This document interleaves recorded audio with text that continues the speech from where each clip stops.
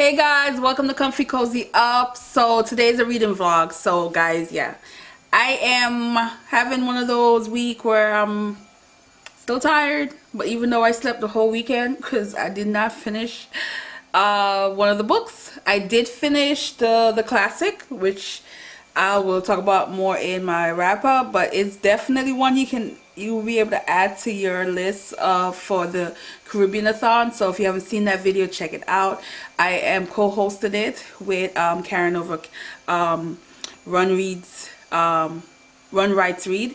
So go check out that video. But this book also can fit, guys. Why somebody outside is doing yard work. So anyway, this is the book that is set in Trinidad and the US. It is get my thoughts together, guys. All right, the noise is done. So anyway, so this is a story that is one of those stories that I feel like if you are into history, historical fiction, this is definitely historical fiction. I mean, we're talking very historical, 1700s, 1800s kind of historic. But it's one of those that a lot of Caribbean countries would definitely be able to relate to, because it talks about pre-British era. You know, if you are new and you're not familiar with a lot of Caribbean history, a lot of the English-speaking islands were once colony of Spain. So they were a Spanish colony, and at some point, each are different. Jamaica was long taken over by the British before Trinidad experienced that. And so, but in this one, I learned a little bit more that I didn't know, and I find that as I'm reading some of this part, I'll stop and Google, stop and go to like a historical page somewhere and read up more and realize how much I didn't know about the British, because they had a good amount of French as well in Trinidad pre British era. So that was interesting. So in this it is talking about people who got away and went to North America, and they also were in what you call natives. They were natives. I don't know how to pronounce the native that she put in here, but they were natives who accepted these black people who were different and somewhat blend in with that group. And things happened between a family who were different. They were, you can tell that immediately that they weren't natives. They were a blend, where one person in the family had a relationship with a woman who had escaped Trinidad and was there. And you don't really know her story. You don't really know a lot of the detail. And this is where the book comes in. Each chapter, they're going into detail, each section. And there's this idea of survival, of journeying on to somewhere else. And each location, you're getting a story of what happened. I find it very interesting. It also is one of those books that I feel like you can't really read too fast, because you're gonna, for me, I mean, speaking from different people, but for me, I felt like you stop at certain parts and you just want to, okay, what did that, and you want to know more from beyond the book, and which makes this book a really good discussion book, a really good book to dive into a culture that you may not know much about, which is the Trinidadian culture. And it's fascinating. Now, I have a long way to go. I'm hoping to finish this in this reading vlog, and have it posted up in time. But I'm also not gonna just try to read it too fast, because I really want to I want to learn more as I'm reading this about the history. I do feel like she probably took years to write this. This looks like that kind of book that she had to do research so she doesn't piss off anybody in terms of the natives that she talks about in here, and certain cultural things, certain historical moments. So I this had to be one of her. Well, this is our second book. I don't know if you guys read it first, but you guys should, till the well one dry. That book was amazing. I read it back when it came out, 2014. Definitely read her first book. But she definitely knows how to take her time and research and make sure she get it right, because this is really good and it's really interesting. So yeah. So that's pretty much the goal here.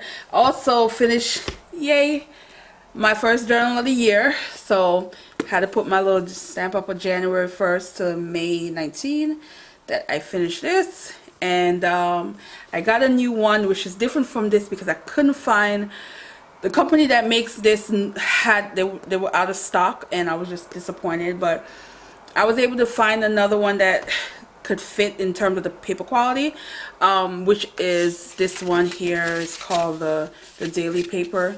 So I don't know if you can see that. So I'm gonna try that, and I decided to go with a different color. I do have it in black. I bought two, so I have this one as well, but I decided to try this color. Let's hope I don't make it a hot mess and get it too dirty. Hopefully it can clean well. But guys, it feels so soft. It's for like, it's supposed to be hardcover, but the fake leather they put on it feels really nice. And then also I like in the back where, if you like me who like fountain pen, you can test your pen out to see if it will bleed through the paper before you use it. And I thought that was a great idea, so I was here for that. But I just started my spread, and I'm writing. I'm gonna post it on my Insta story. So guys, if you're not on my Instagram, follow me, because I do daily journaling clips on my Insta story, and I've been doing it now for 214 days. Well, today will be 214 days. Yeah guys, I am going for the year, and it feels good to daily journal, and I can't wait to sit down one day and read because this is probably gonna be the most historic journal ever, because this has pre-quarantine, pre-corona, and you know how excited I was for 2020 and how it went downhill. It will be all in here. So you know, maybe next year this time I will like crack it open and just to read where my thoughts and my mind was doing all of this. But this is definitely one of my journals that I'm going to treasure and guard because this has so much of the mess of 2020. You know, this is 140 days of what the hell moment that's in this.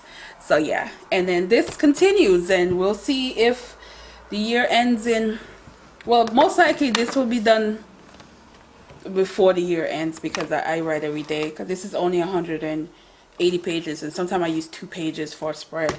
So this will continue. So we'll see. But yeah guys, I'm gonna keep it going and add some food so you can see what I've been eating, because I've been trying to do better. It's a struggle. I don't know about you guys. I see people losing weight doing all of this, and I'm just not one of those. So, but I need to get back some form of control of my own behavior as far as food goes, and try my best to do better. So yeah, that's where I'm at. So on to the next, guys.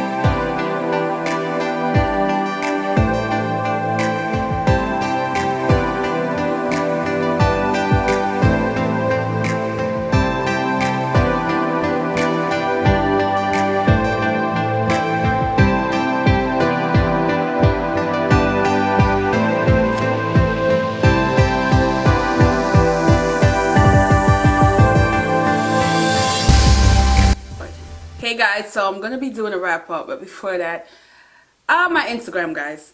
My Instagram has not been working since 3 days now. I was able to post one picture, which took hours to upload, and a video. Not sure why it's doing that. If you guys ever had that issue, let me know what was your solution.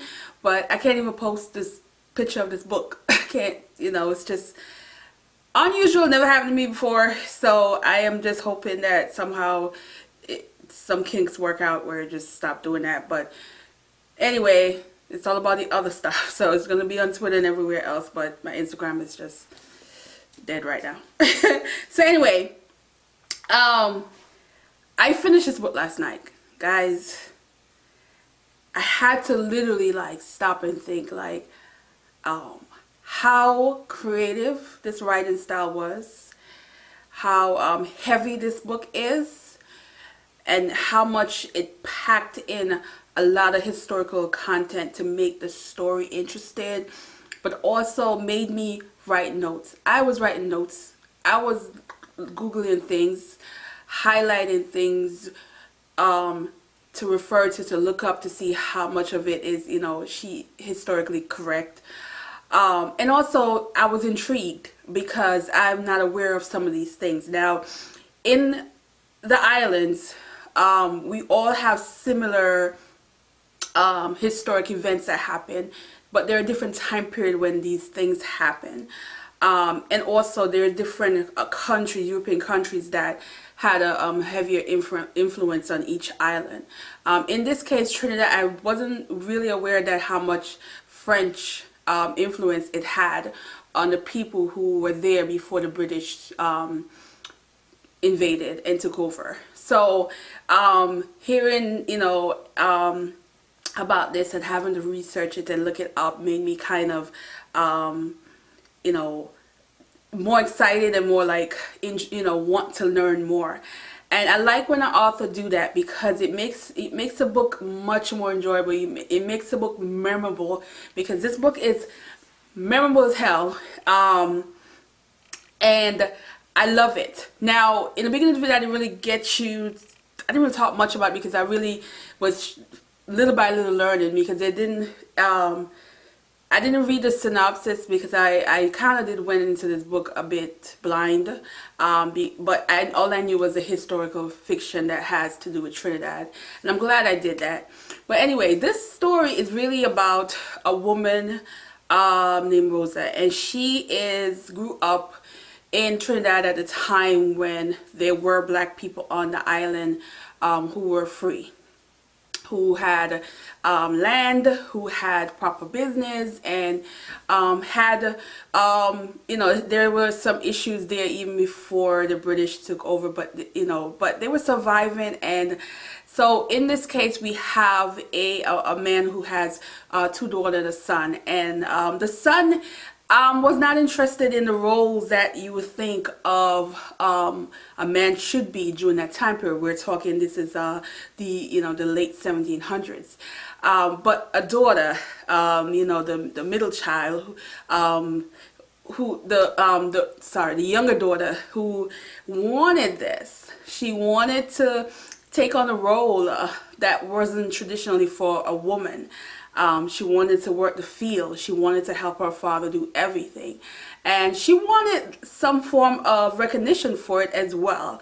But, it came at a cost. It came at a cost of her brother, who was put in a very difficult situation, whose life completely changed at a very young age. And she still, I felt, had her moments where she was selfish, and she didn't see past that. But at the same time, you as a character, you love her strength and her drive and what she's willing to do. Now, as the story goes, you're flipping between the past and the present. So the present in this book is the 1800s, around 1850, between 1830 and 1850s, like you're getting more present stuff, but it flips back and forth because when you start the story, you are introduced to her as a mother of a son who's hitting that teenage years of learning about himself as being a young man, and she has twin children as well. So while her son is exploring and doing things, he got caught up in a very bad situation, and where jealousy and happened with that, and a tragic moment that happened with that. And she's a woman where if you expect this in a more of a traditional Caribbean story, where there's those dreams, those intuition that you need to get away, and she felt like she needed to take him away from this tribe, this Native American tribe in Montana that took her in, and they were the odd ones because they weren't Indians, they weren't natives, they were of African blood and African look and feature, but that part of the story I love, and I love reading it because it's something that you've heard of historically, how a lot of free blacks as well as slaves were took what we call it, that's the word I'm looking for, took basically lived in these Indian colonies, Indian tribes, and you don't hear a lot of stories about it, or you sometimes not sure if it's real, but this is a story, it shows that it happened. And while she is taking him out and having this bit of a dangerous situation, it felt like they were on this adventure, this quest, and all these things that they have to do to survive, and they were out there for a very long time, and while that is happening, that's when her story is really unfolding. That's when her son is really learning about his identity, his mom's, and you learn more about Trinidad in this. You learn more about what was happening, and you see how, as this character who you really like and appreciate, but also see how she can be problematic as well. But I love her father. Her father is very wise. He also has flaws and what you expect in that time period. But there's a particular line that he said that to me gave a better understanding of the man's role back then, and how they felt about being their family. And there's this line where he says, "No man can live outside of manhood. What the world think manhood should be. You think if a man cannot remove himself from beneath his own burden, he'll be so gracious as to help a woman." And then when he ends that, he says, "But I'm your papa." What he said? Yeah, "I am your papa, and I'm the one who let you believe you could choose."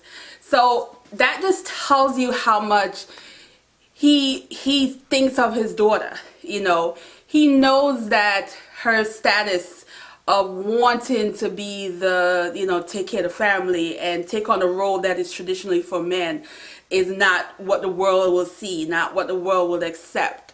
But as her father, he's letting her see that in his eyes she can choose. And it shows how strong of a father he is, that he is letting her have a life within their surrounding, within their home, of what she wouldn't traditionally get outside of their home. And it showed that love, and I love that. It is a great story. It is very like I said, heavy. The structure of the book is something that you have to relax when you're reading it and pay attention and grasp everything. It's not like a book you're gonna just zoom through and that's it. It's just packed with so much historical content, but also creative writing style and characters, and also respectfully talk about things that that is probably sensitive in terms of when she added in the native history in this. She had to do her research, because I can just imagine if there were so many things in this about the Native Americans of that area, which is in the Montana and Oregon area, that she might have piss people off, but she didn't. I think she did a really good job. Now, overall, this is 5-star for me.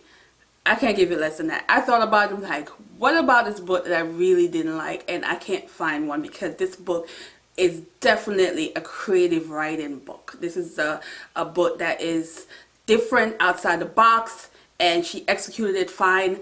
And she had me every moment, and I'm still have notes and things that I want to explore about the storyline. And it also makes me more intrigued in other islands who have similar situation before the British came about. What stories is in there, like especially my island. If you guys don't know, I'm Jamaican, so I'm like, what part of Jamaica's history before the British came in that I'm not aware of, and not know, because there are black people who were already on these islands came through other countries who were settling there, who took black people there, who weren't necessarily slaves at the time, but they weren't necessarily completely free in terms of the treatment they received, but they weren't slaves, so I'm curious about that. And yeah, so pick this up if you can't tell. Is it a book to read during a marathon? Not sure, because it took me a while to read this, and this wasn't a quick read. So, but I do feel like you should read it. You should definitely put it on your TBR, and really enjoy the storyline of that has some juicy and important historic moments in Trinidad and Tobago. Yeah. So yeah, I'm gonna end this here, and thanks for watching, guys. And I'm going to have a self-care day. Wash hair, facial, all of that. You should try it sometime. Anyway, thanks for watching, guys, and have a good day. Bye.